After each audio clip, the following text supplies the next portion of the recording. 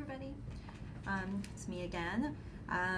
For the next Lunch and Learns, I've decided that it probably makes the most sense that we just make this video like every month on a different topic and upload to YouTube so that you can watch it whenever it is that it's convenient for you to watch, as opposed to trying to have something in person.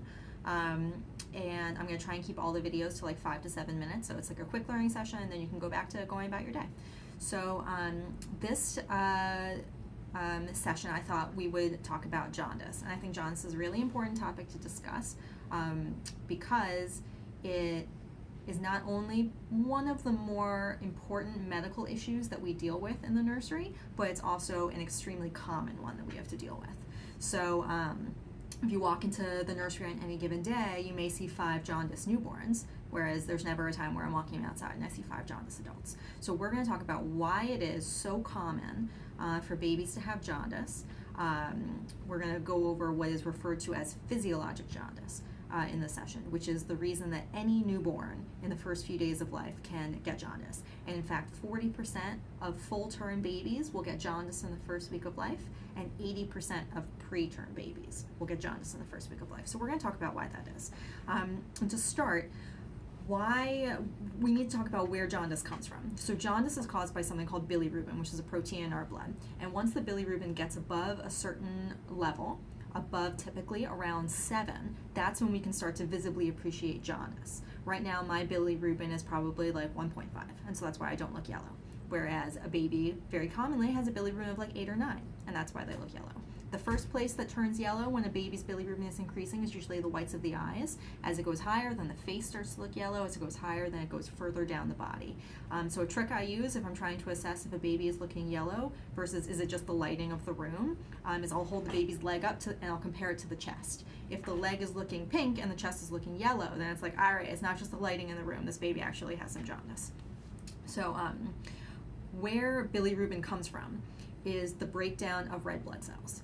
If we look at the number of red blood cells that a baby has compared to an adult, babies have way more red blood cells. And we talk about hematocrit. Hematocrit is kind of just like a different way of looking at the amount of hemoglobin and the amount of red blood cells. So if your hematocrit's really high, it means that your hemoglobin's really high because your red blood cells are really high.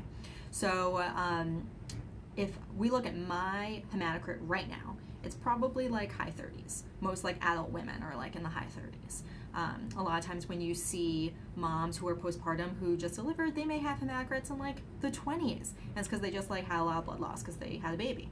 Whereas guys, adult men, tend to be like low 40s more so, and that's because they don't have periods, so they're not losing blood regularly in that way.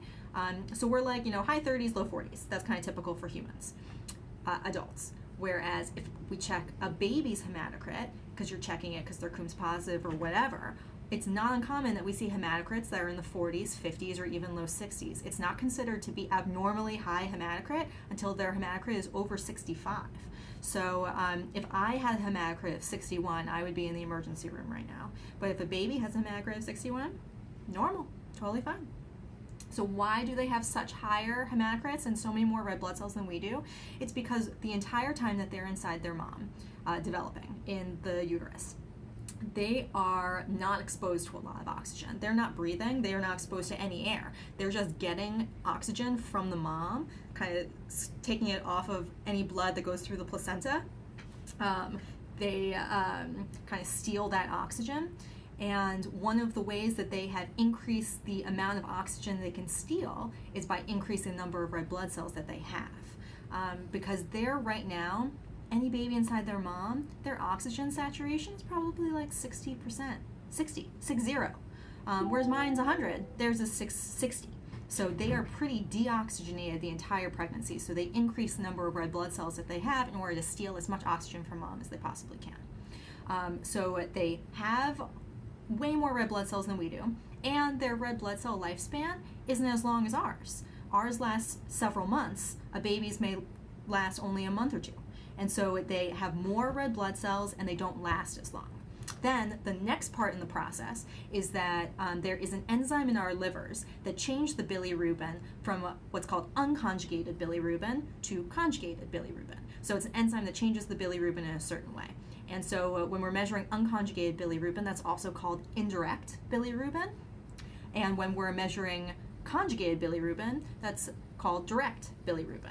So our livers have to change indirect bilirubin to direct bilirubin in order for our bodies to get rid of it.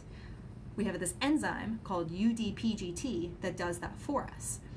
My UDPGT right now is probably like 100%, whereas a newborn's UDPGT is 1% on the day that they're born. And the reason that it's so low is because they didn't need it while they were inside mom, because all the bilirubin that they made just went through the placenta, went to mom's body, and mom's liver took care of it. So every baby, when they're first born, has a bilirubin that matches mom's. Their bilirubin is like 1.5 when they're first born, something like that. And then, because they have so many more red blood cells, they don't last as long. There's turnover of the red blood cells. They're breaking down, turning into bilirubin. They can't get rid of the bilirubin because their UDPGT enzyme is only at 1%. So that is why we expect the bilirubin to increase in every baby in the first few days of life. The UDPGT is going to get better and better and better, but it takes 2 weeks to get to the functioning of an adult's liver. So that's why in the first week we expect the bilirubin to increase. It goes up in every baby for the most part, but then usually around days 3 to 5, it starts to plateau and decrease. So if a baby has jaundice that doesn't start in the first 24 hours, that goes up, a small amount, but nothing crazy, they get a little yellow in the first few days, then it starts to downtrend on its own by like a week or so, we don't worry about it, because that's just physiologic jaundice, okay?